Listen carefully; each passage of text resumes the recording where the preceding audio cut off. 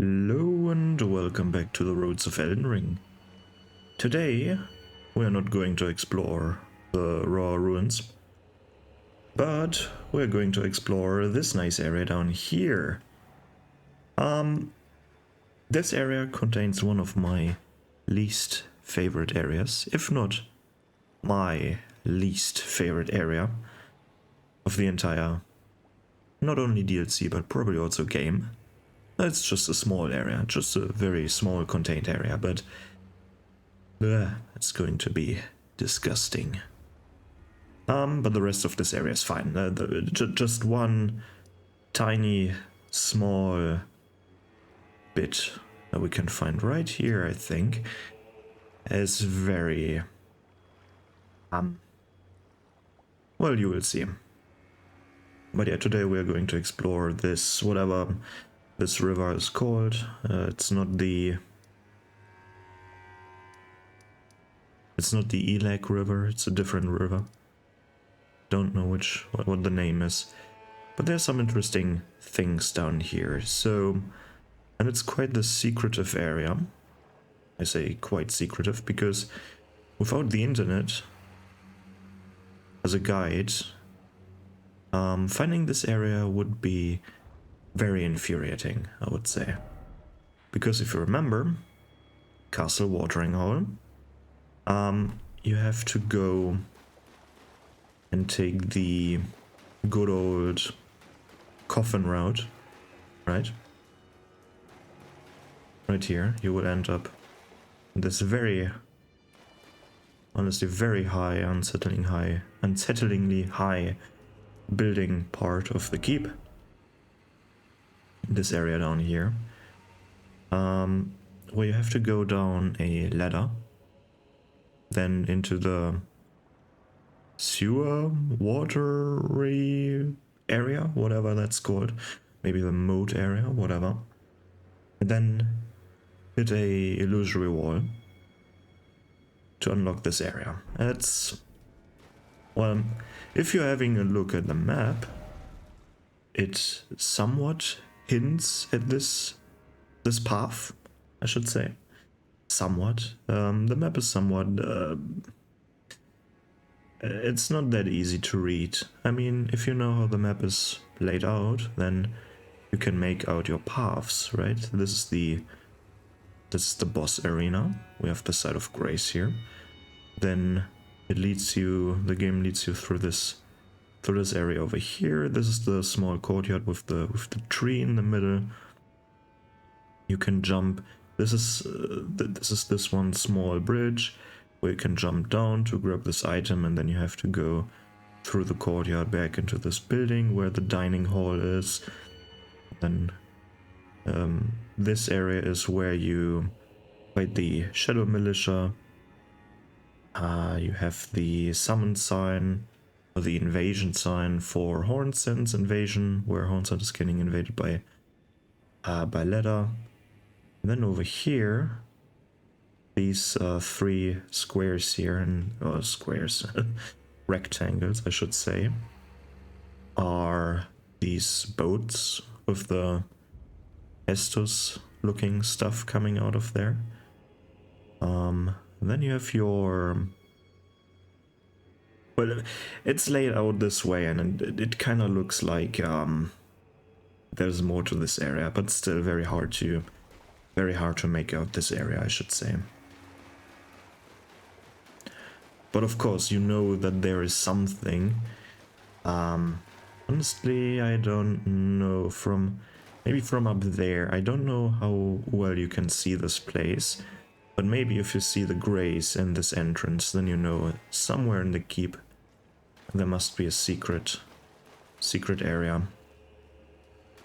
But not only this part is somewhat secretive, also this thing over there, this building, which is just a regular old ruin area, similar to the Scorched Ruins or the Prospect Town, or even what was the structure there, the Templetown Ruins.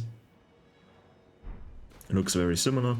Same architecture, But there is no way inside.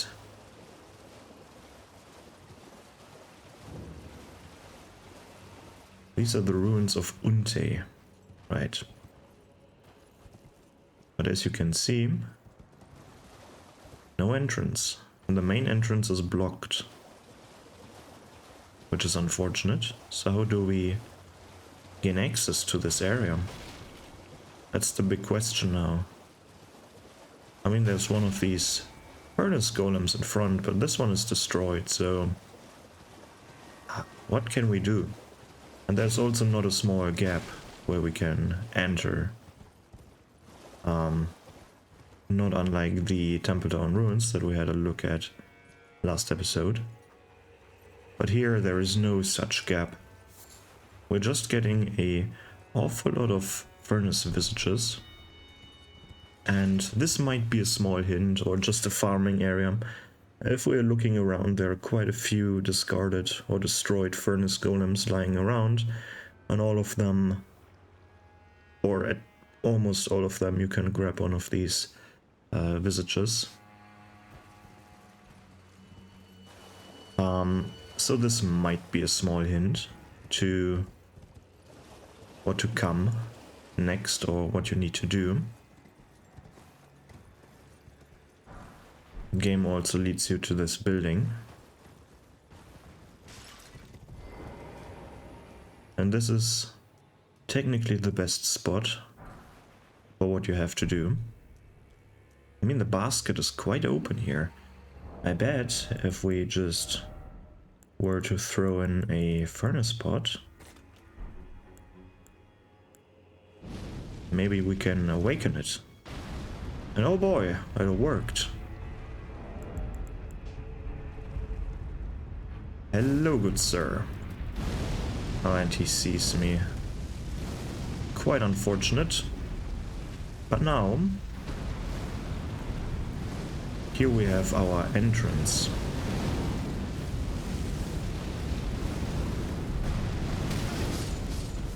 And oh boy.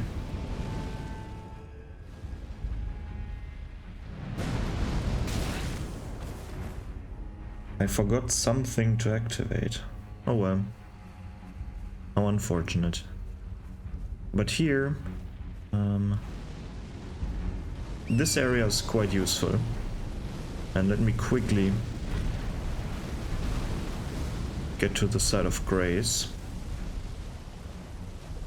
I forgot to turn off collision, which is unfortunate. Or is that even a thing? I don't, that it is definitely a thing. I just forgot it. Right. Quickly rest. So this thing is still awake, but doesn't see me. And I don't know what's going on with the frames right here, but it doesn't matter. Actually, it does matter a bit, but I hope they will sort themselves out in time. I hope. Or I might just have to do something about it. No, there we go. And they're back to normal. Don't know what that was. But this area is quite the useful area. Unlike some other areas, unlike the other ruins. You were getting a giant golden arc incantation, and it appears to be the furnace golems creating the bad frames, so I'm not looking at it. And it's not this incantation that we just got that is the cool part of this place, but that thing over there. To be quite frank, the incantation is kind of shit. Don't use it, it's not worth it. Or maybe it's slightly, but nah. This is the real deal. The stone sheathed sword. And you see this altar over here. There are 3 altars in total in this DLC. One over here. The other one will be in the raw ruins. The final one is in one of these catacombs. I'm not really sure in which of these. Might be in the fog rift, might be in the Scorpion River, I have no idea. In one of these catacombs, it is inside, right? And it doesn't matter in which order you approach these altars. The first one you approach will give you the sword, the stone-sheathed sword. And then the other two, I don't know if it's the second for which one gives you which version, but one of the other two will transform the sword into a... will basically unsheath the sword. Let me see, do I have these? Here's the stone-sheathed sword. There we go. One of them will give you the Sword of Light, and the other one will give you the Sword of Darkness. And they're fairly similar to each other. They definitely have the same damage output and the same scaling. The only difference is the weapon art, or the Ash of War. We got Light and Darkness, and both deal holy damage. I'll quickly show you with Darkness. Looks like this. It's basically a damage dealing circle around you. And this not only deals good amounts of damage, it will also debuff the enemies that you hit, if they survive. They will take more holy damage from all of... well, you're reducing their holy resistance, so they take more holy damage from all sources, basically. And the light version does a similar thing, just with these golden rays, and as you can see, your character is now buffed. And your character now will deal more holy damage. So combine both, if you actually have two swords. You might need someone to drop it to you. But if you have both, you can first buff yourself, then debuff the enemy, and then you wreak havoc. What you can even do, because the buff and the debuff last even when you're switching to other weapons, what you technically can do is switch to a pure holy damage dealing weapon. For example, the... where is it? Where are the straight swords? Right, for example, the coated sword deals pure holy damage, and this will be boosted as well. Or you're using incantations, right? Quite the good stuff. If I remember correctly, there is also another furnace golem over here. If I remember correctly. That thing, maybe? Oh yeah, there we go. We're getting too close. This one will stand up as well. This one, for some reason, wrecks my frame rate. This one does not. So I like this one more. But it doesn't matter. Let's keep on going. So already this area is worth it. But now we have to continue downstream and see what the rest of this area has to offer. Let's light the grace. And first have a look downstream. We can see a coffin with something inside. So let's see when we can get down there. You might want to mark this if you're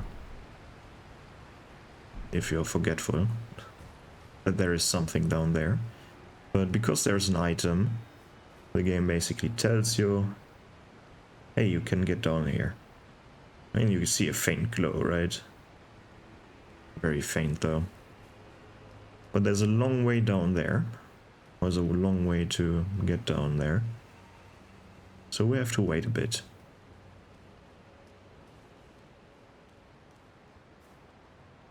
I mean, I wonder, you can probably make this, yeah, you can definitely make this jump. Even without torrent, very easy. Very easily, probably even... Well, this one you can't make without torrent. At least I'm not trying that. Might be a bit rusty here, because For some reason, I thought it was a good idea to install Dark Souls 3 again, and now what I have mapped as a jump button here was I put my weapon in two hands button. So, but now you might know why I don't really like this area that much. The fly people are here. And you know that I don't like these fly people. Not because they're bad enemies, right? The enemy design is quite nice, even though it's from Dark Souls 3's DLC. Just a reskin. And I don't know if I mean, not just a reskin, I mean the skeleton and the moveset is... Holy shit, they look disgusting. Is from Dark Souls 3, of course, the model here and like the VFX and such is from Elden Ring, so they've put work into these enemies, but that's not the problem. The problem really with these enemies is the amount of them.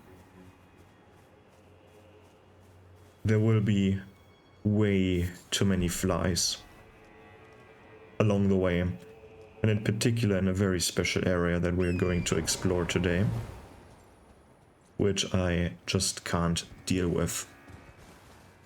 This is one of the things that I don't like, getting swarmed by the same enemy over and over again in a very tight, not tight spot, but in a very short time. But of course, an abundance of these creatures also tells a story. But I'm still not very fond of this kind of storytelling. But let's continue. Right now, if we have a look, we are right below the Bonnie village and the Whipping Hut. Very close to these areas. Even though there is no connection, we can feel the connection between these areas.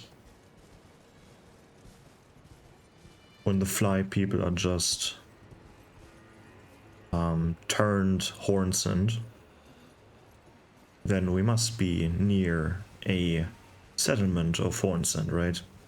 A place where they lived, where they worked. And over there, as you can see already, in the view of the player is another pot. You shoot it down, you will get another bell bearing, I think it was. And there's also a site of grace down there. Not that much down there, but... Now you have to think, do I want to jump down there or do I want to keep exploring? Maybe there's another path that I forgot, or that I missed, but there is not. There's no path that you have missed, or that we have missed in this episode so far, so you can just jump down here, get to the site of grace. I know it's even easier to spot this one pot hanging. I wonder who placed it there. Let's see. It's very hard to see, but the weird thing is, you would expect, at least I would expect, that it got shot in there somehow, but not really. Like, how... It's so bizarre. How do you place something like that over there? It's... the wooden part is hammered into the stone. You can see like the spot, like the flat spot got hammered into, and then the rope got hung there with the pot. But to what purpose? And it's very weird. Do you see that? You have a look at the screen, not just listening. Then this rock here, when I'm not zoomed in, somehow gets doubled and layered next to each other, which creates this blurry effect, or is it just me? Now it's normal. Now it's not. Ugh. Very strange. But so far, just a bunch of nature. Nothing really special other than the flies. And now we're approaching this area over here, with the path leading down to the bottom of the stream. So let's quickly see if there's anything else that we can do from this spot. We have a look down this cliff. We can see a bunch of these horizontal tombstones that we can use to jump down. And over here we have another drop.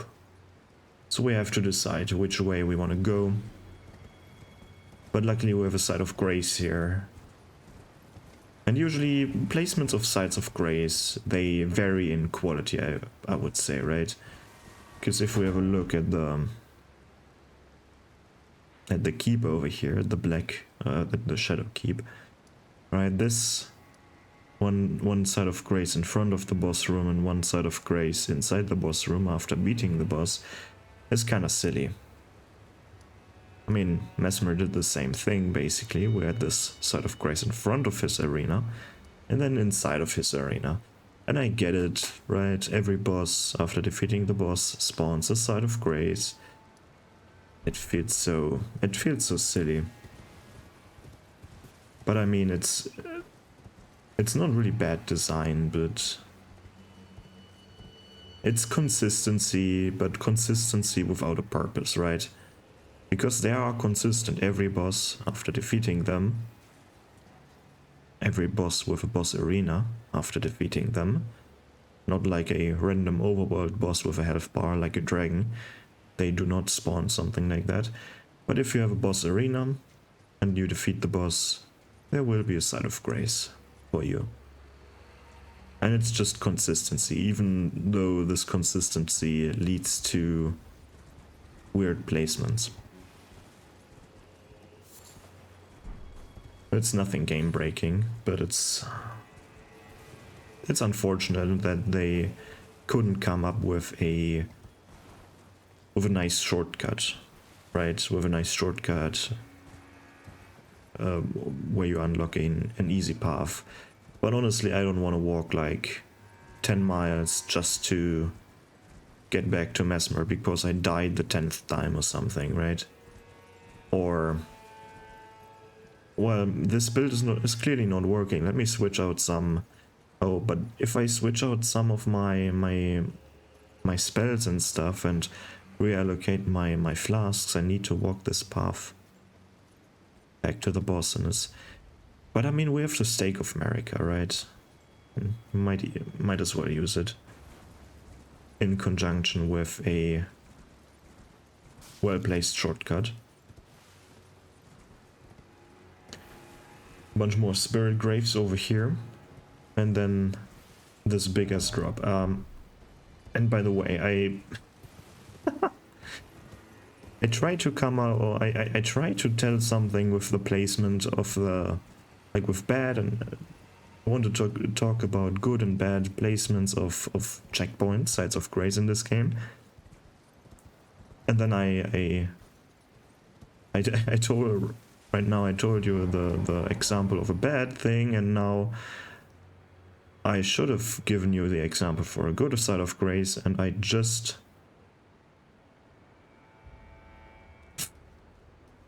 I forgot my train of thought. Good placement of a side of grace is the Recluses River downstream. It's a good side of grace, even though the path from these two checkpoints, the Recluses River upstream, the Recluses River downstream, my god. A word is something, recluses. Even though they're quite far, right? The distance between them is quite far. The enemies in between are just a joke. But this is still a well-placed site of grace, so why is that?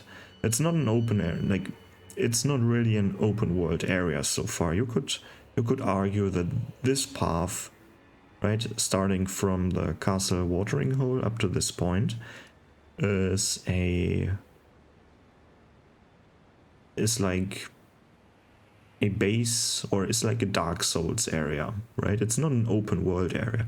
It's not like open world area as this plateau over here. It's fairly confined, right? There's no open world aspect here. So you don't really need this site of grace here, right? But this is still a well-placed site of grace, because here you have multiple options, right? You can jump down the tombstones, you can jump down this cliff leading to this area over here, or you can explore this path that we are at right now. And then you have this stone that tells you, I shall find my center under the cascading waters. So who wrote this message? It's kind of weird, but this is Dryleaf Dane, I think his name is, who wrote this letter. Here we have his seal that he for some reason discarded or lost, but discarded is much more likely, I feel like. But so Dane is down here under a waterfall. Strange. Alright. So here we're at the bottom of the part of the river that we've seen from up above, with some living slimes and some Miranda flowers. Miranda, whatever. Some of these flowers, a big one at the end, and then let's see what we get. Getting some somber smithing stones, and here we have a coffin with a shadow tree fragment. Very nice, very useful. Oh, and another flower. Hiding to the side. Flowery ambush. Quite funny, they're trying to ambush you with flowers. Maybe it works. But very nice that we're getting a shadow tree fragment here. Very useful. Don't miss that one. If I remember correctly, you need exactly every single shadow tree fragment in order to upgrade your progress to max upgrade potential. There are no spares. That's what I mean. If I remember correctly. Now we're finally down at this bottom part here. And here we find, strangely enough, a burned corpse with Dryleaf Dane's clothing. Which is very strange, because Dryleaf Dane is still alive. And yet we find a corpse down here, which is very strange. And I never knew that you could go behind this waterfall. I mean, it doesn't do any good, but quite interesting. What is happening now? Why is it getting so orangey? And not orange in a good way. And it's late day, and it's foggy. And it's raining, holy shit. What is going on down here? Let's see what this one has to offer. Oh, just some smithing stones, alright.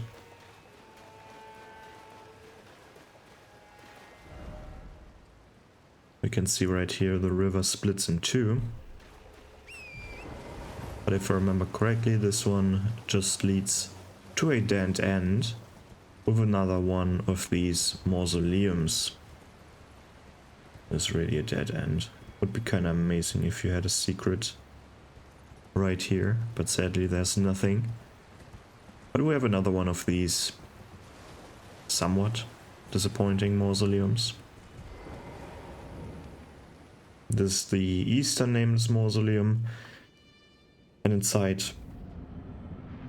we have the following NPC. This is Rakshasa. No title, just the name. And this one has a pretty special armor set. Let me quickly get rid of this one. Oh, and I forgot. I can be staggered. And as you can see, that one is not staggering that easy. If I want to trade, it's actually pretty good that I can be tagged. But they do not stagger easily when they attack, which is, I think, part of the armor, if I remember correctly. Or is it part of the weapon? Might be part of the weapon. Right, the armor has a different effect.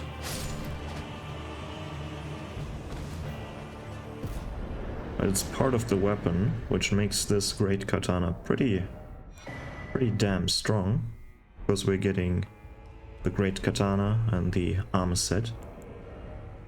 And if we have a look at this weapon, great katana with the tempering pattern of its blade forever stained red with blood, weapon of Rakshasa who cuts down and devours, so a cannibal. A berserker's weapon used to endure enemy attacks and reply with one's full fury. When attacking, the wielder is less likely to stagger from counterattacks, but will also take increased damage. And it has the unique skill that we've seen in action already called Weed Cutter, which is the scythe-like horizontal swings of the sword. But this weapon is pretty good in PvP and maybe also in PvE. Haven't tried it, but a pretty good trade weapon. And then we have the armor of Rakshasa that is soaked in the spurting blood of her victims. Tatters of ragged cloth just out haphazardly. Jut out, excuse me. Tatters of ragged cloth jut out, wrapped hazardly, as if her lust for carnage threatens to break free. Increased damage dealt to foes, but greatly increased damage taken by the wearer. Which is kind of weird. You would expect, like, this armor gives you a debuff basically, but you would expect the physical or the defense basically to go down. At least that's what I would. Like, instead of the armor giving actual good defense stats, I would just maybe give no defense stats at all or whatever. I don't know. But it's a pretty cool looking armor set. Pretty cool looking weapon. Pretty useful for PvE. PvP, sorry, not PvE. Maybe PvE as well, but you like taking more damage. That's one thing. But usually in PvP it's more useful that you're not getting staggered than taking more or less damage. I think in PvP you even have a different balancing.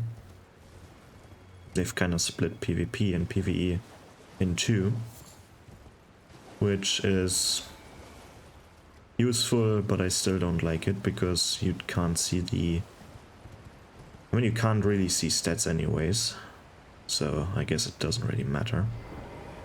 But now we're at this place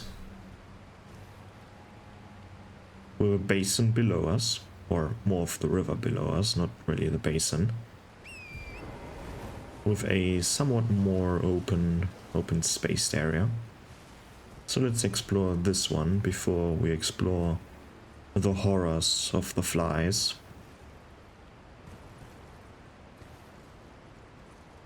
So let's go down somewhat safely these gravestones or tombstones, and then explore this area and see what it has to offer. So far just a bunch of nature. The moon looks quite nice, honestly. And here we have hippos. Lesser hippos though. These ones are not as strong as the one in the Shadow Keep. These don't have the ability to create these golden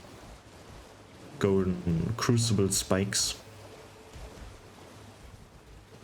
But this is also somewhat bittersweet. Because if you remember the teaser trailer,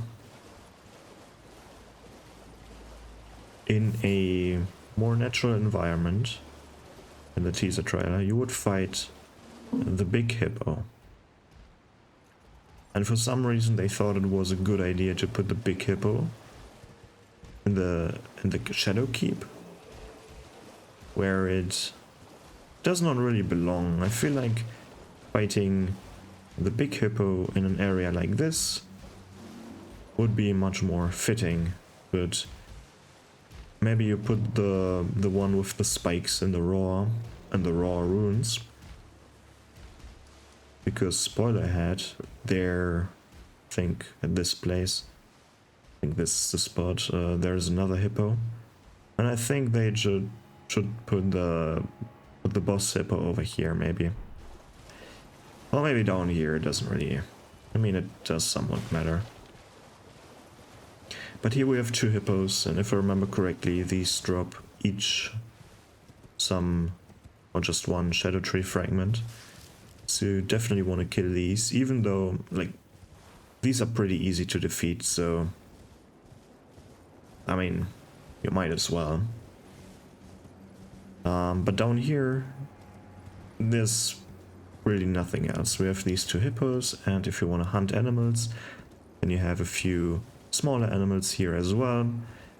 But other than that, there isn't really much to talk about here. There's this one item in the middle of this area here. Just some smithing stones. And, well, that's it.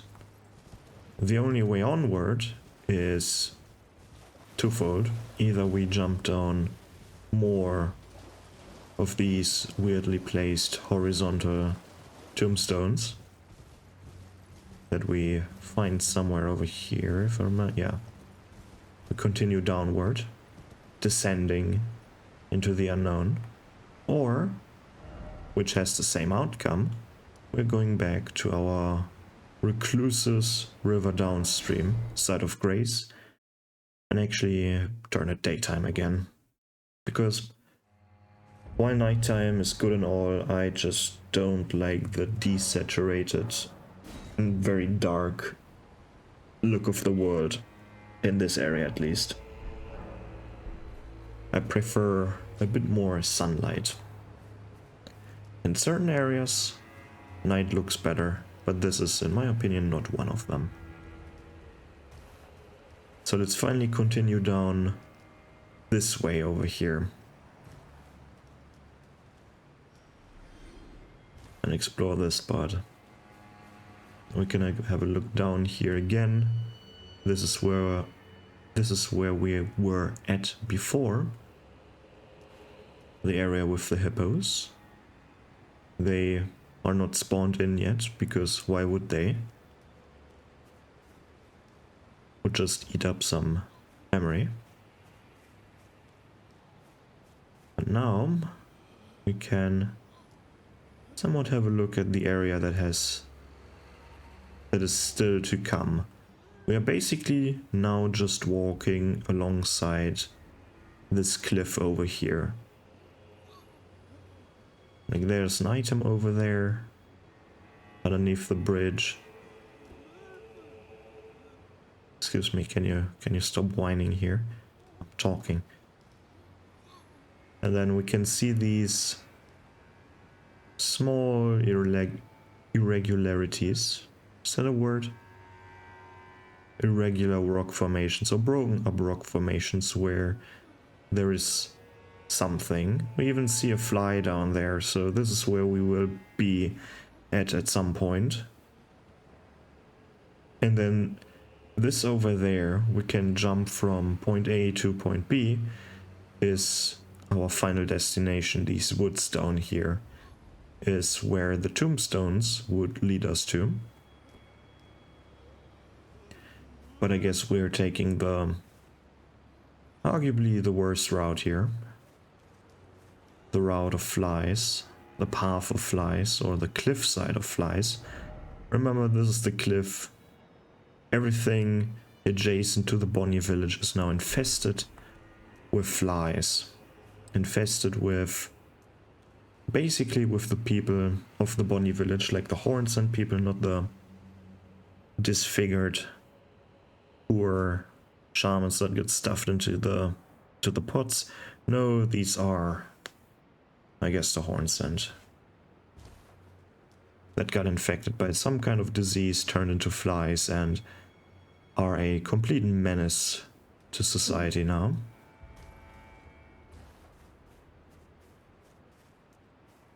And then we have even this very dangerous part here. Doesn't really look that dangerous until you spot the curse blade. That is just standing here. And I wonder, like, imagine this person would just stand up. Right? Just stand up straight. That would be quite tall. Right? But you can't even stand like this. You would stand like this. Like, either they're digging in with their feet into the ground and they have like this enormous body tension to not fall over, or their asses are just extremely heavy. And that must be it. This is how they keep their balance, guys. Ladies and gentlemen, this is the biggest secret. They are hiding something in their ass to keep them from falling over. Because a normal human being, right, you have to think about center of mass, right? Usually everything that is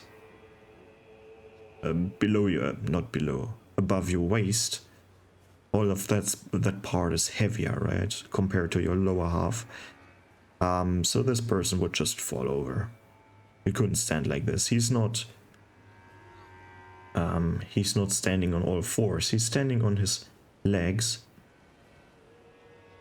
and his arms are not supporting him.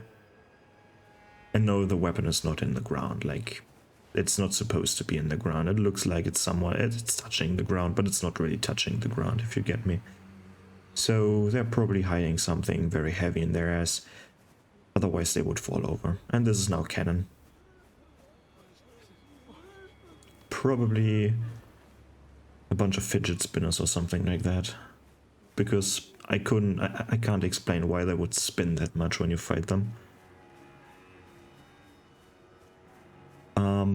But yeah, now we're slowly ascending into the worst area of the entire game. Welcome to the village. They should put the village in quotation marks, because this is not really a village. This is just a bunch of flies over here. With another revered spirit ash. Very nice, right? At least we got something out of this place. Sadly, no cave entrance. Would be nice to see a cave here, just filled with flies, of course. No, don't do that. But maybe a small secret. But we have no building. The only thing that we have is something that we've already seen in what's it called, in Ballarat, right? In a certain part of Ballarat where there were a bunch of flies. But this is their molding process, right? This is how they mold, so I wonder where the bigger ones are. Because look how big these things are, and this... I would assume that this is a mold, right? Like, because insects mold, like at least some insects mold. Apparently these do. And then a bigger version of them emerges. Or maybe this one just got infected or infested with eggs and they bursted out of them. Like more of the flies would burst out of the bigger ones. That could be the case as well. But this looks more like a molding process. So I wonder where the bigger ones are. And actually, bigger flies would improve the fly species in total to me. Because the only thing that I don't like about the flies is that there's no variety. Right? They're just the same fucking enemy. All over this place. No variance. Not even in moveset.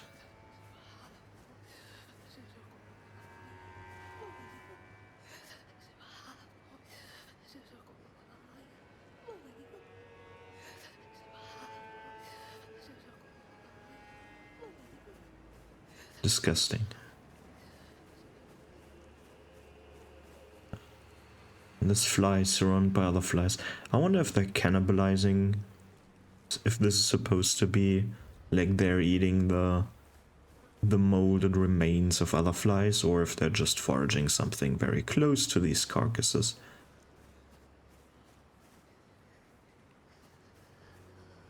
The cool thing though is all of these different poses, and this one has its face exposed somewhat. Like, the cool thing is that they're still having human faces, just covered in bandages because of their affliction, but the rest got turned into a fly. But then of course we have these idiots that are tending to the flies, and these are buffing them, which is even worse for the player, of course.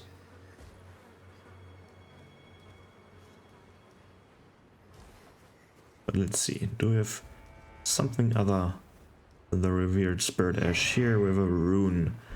So if you don't really want to fight these guys, grab the revered spirit ash.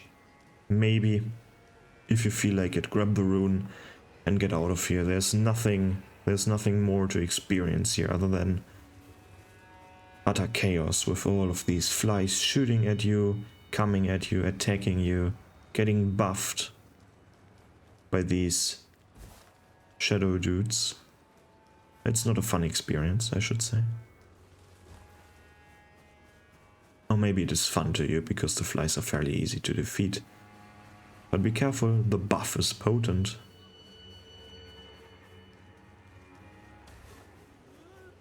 But this part with the curse blade, or curse asses,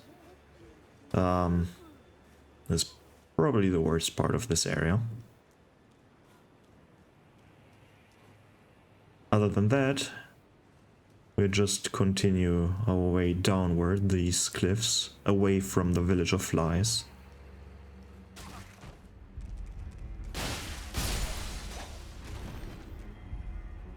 Let's continue to our destination. The only thing that we find alongside these cliffs are more flies. Maybe. A bunch of cliffs. And yeah, there's one of the flies.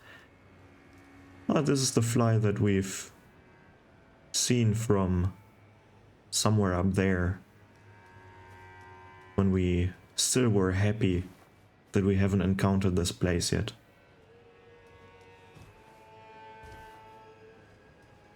The worst part about jumping down all of these cliffs is the feeling that you might miss something because you're not looking around after every single drop, because at some point it's getting old, right? You can only look so many times behind you and find absolutely nothing without getting bored or discouraged. But now we're finally at the end. We jump down and we are at our destination almost.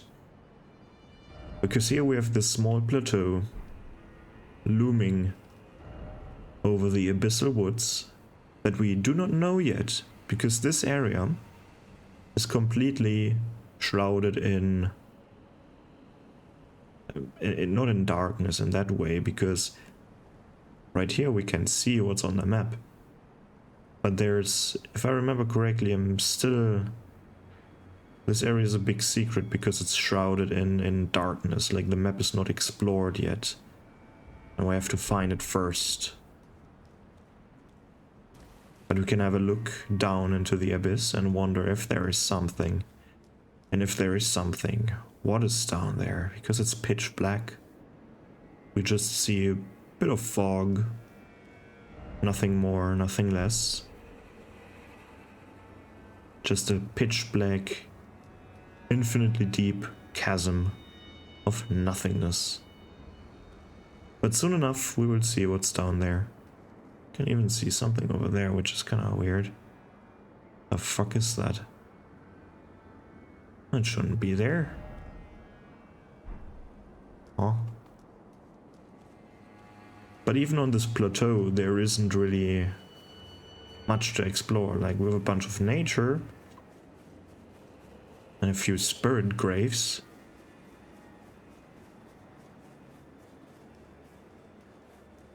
Where the fuck is it? I'm already too far, I think. But yeah. Here we have protected again by shadow militia. These funny looking guys. Oh, look how small they are, and look how dangerous their weaponry is. Pretty cool enemy type. It's kind of weird. I haven't really looked at them, but aren't their arms way too long? They kind of remind me of what are they called in Star Wars? Like the ones on the desert planet with this big moving fortress, the traders. That are just these hooded figures. If I remember correctly, they also have glowing eyes, similar to these. They kind of remind me of them. These are just a cooler version.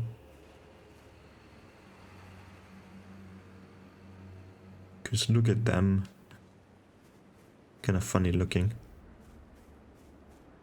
But then of course we have another catacomb area here.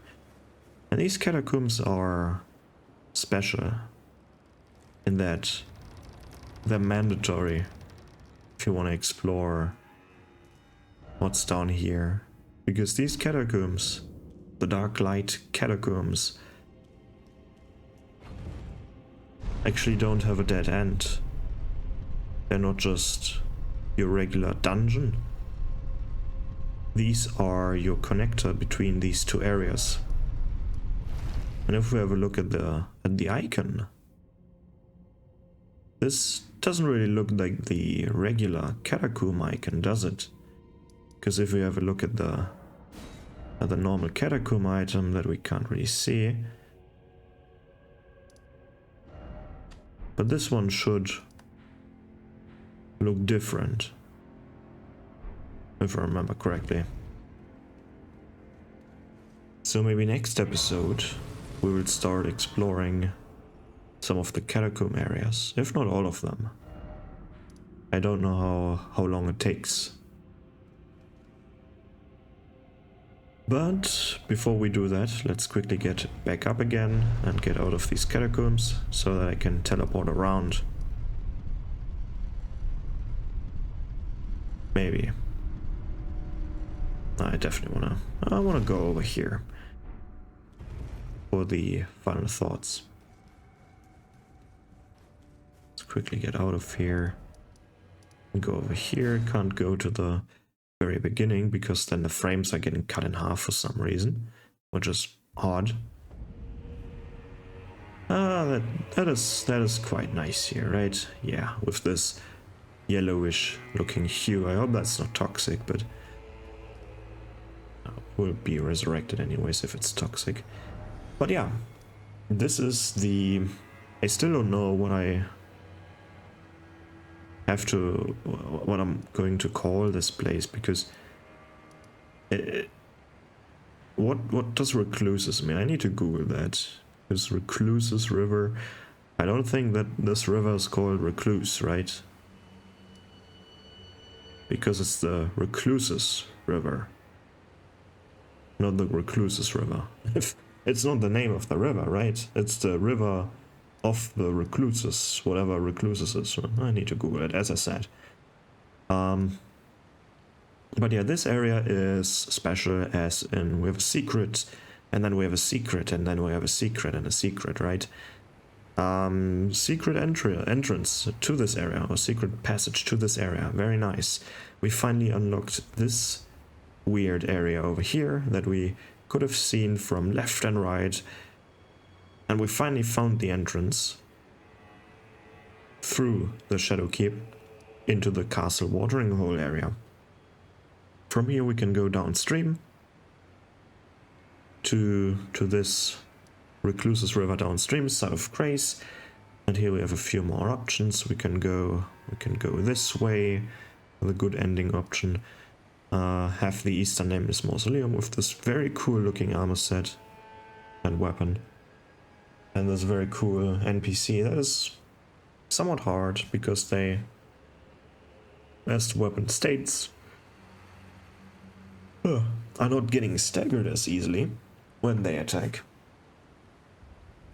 And then we have the path over here that leads into the happy hippo area. Maybe they're not as happy after we defeated them. Then we have the Village of Flies that we can explore or maybe skip. You don't care about revealed spirit ashes and one rune. And then all paths leading to the Darklight Catacombs, which is the final secret. Well, it's not really a secret, it's just you will end up in this area then, which is pretty cool. But first you need to find the entrance in the Shadow Keep, right? So, without the internet, might be a bit harder. But with the internet, it's not a problem at all. But yeah, what do I think about this area? The level design itself is fairly straightforward, right? There's not really that much decision making that you have to do. But it's quite nice that there is this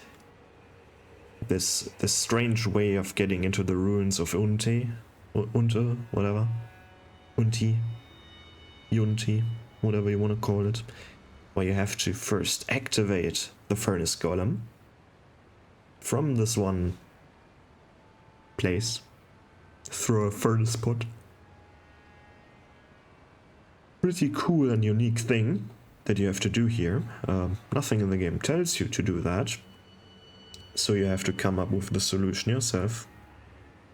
Pretty nice secret. I really like that. That it halves my frame rate.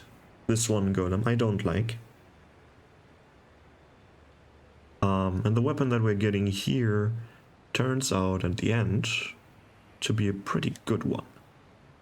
Or if it's not the weapon we're getting here, because we've gotten the sheathed stone sword at this place already, the Fog Rift Catacombs, because I think the Fog Rift Catacombs is the first area where you can find one of these altars.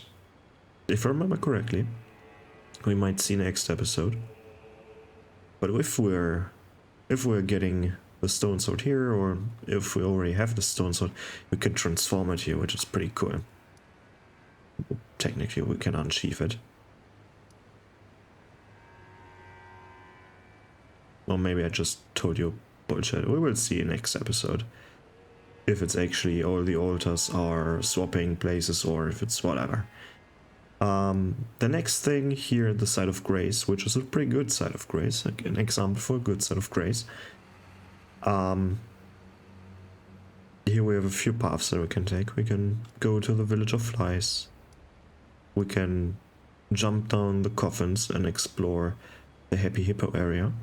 Or we can go over here and visit Dryleaf Dane's training area with a burned corpse underneath a waterfall, which is very strange. And of course the Eastern Nameless Mausoleum.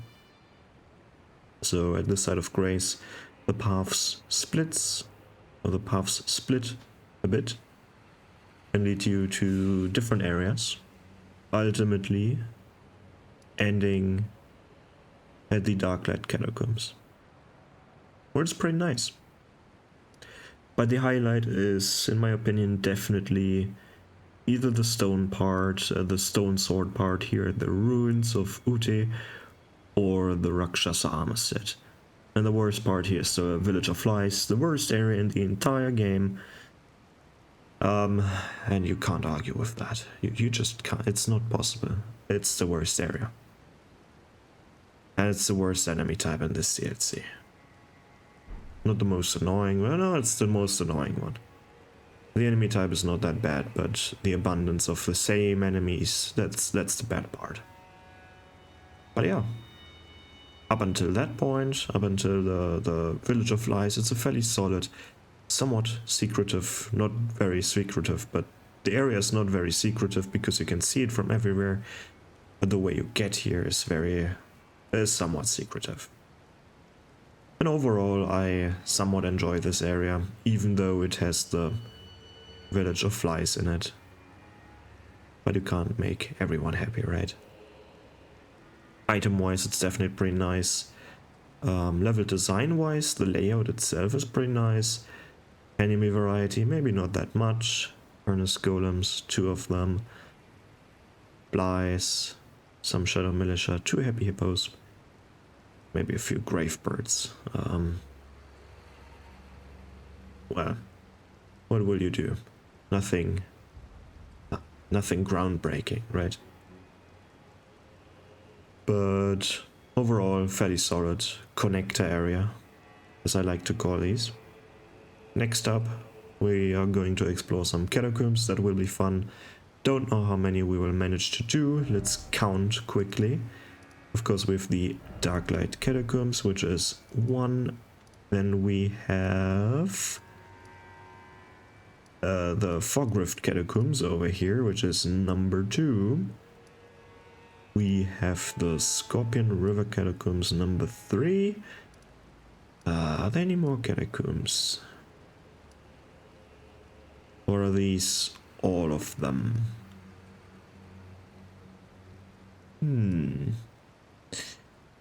I will definitely research if there are more than these 3 catacombs.